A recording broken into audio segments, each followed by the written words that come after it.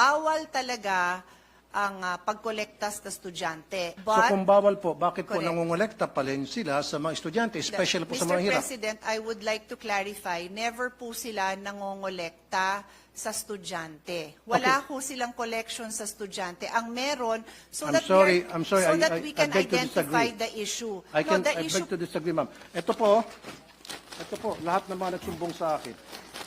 sir, the These are issue, the students, I don't these are the list of parents na nagsumbong sa akin, iba't ibang eskwelahan sa buong Pilipinas na kung saan sila po ay sa pilitang kinukolektahan ng mga electric fan at kung ano pang mga gamit sa eskwelahan na meron man pong budget sa MOE ang DepEd for those things. Pero pagdating naman sa eskwelahan, kukolektahan mo ng kung ano-ano.